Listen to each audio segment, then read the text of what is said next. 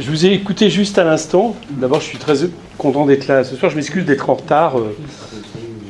J'étais à l'Assemblée, voilà, donc en train d'accomplir mon rôle. Et juste avant, j'étais déjà à Épinay au sujet des problématiques de la tour Obélisque, puisque j'ai fait une conférence de presse avec Monsieur le maire.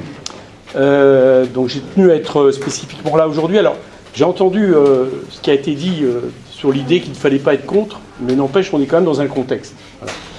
Et pour ma part, je suis heureux de me trouver pour l'inauguration de cette exposition et de ce travail commun qui a impliqué de nombreux acteurs de la ville, et notamment des élèves du lycée Feder, dont nous pouvons être fiers, qui a connu pas mal de tracas en termes de construction, mais qui aujourd'hui est un beau lycée, dont la ville d'Épinay peut être fière, et également tout le bassin, j'allais dire, de son bassin. Dans la période actuelle, on l'a dit, où l'agenda politique de nos dirigeants de certaines chaînes de télévision et de potentiels candidats à l'élection présidentielle décident de placer le débat national sur l'exclusion de citoyens du fait de leurs pratiques religieuses ou encore de l'origine, ce travail commun est pour moi absolument essentiel pour sortir justement des préjugés et de l'ignorance. Car l'ignorance, chacun le sait, génère la peur. La peur génère le rejet, et toute initiative permettant que chacun puisse se connaître et se comprendre est la bienvenue pour recréer du lien. Notre époque a besoin de réflexion et d'échange et de paix.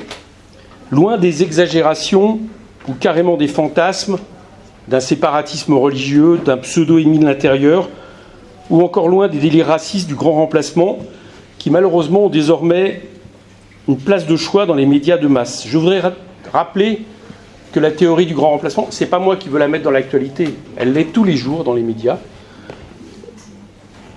Du grand remplacement qui aurait été l'œuvre du juif hier, du musulman aujourd'hui, est une théorie raciste, mais c'est aussi une théorie totalitaire dans ce qu'elle impliquerait, et de guerre civile.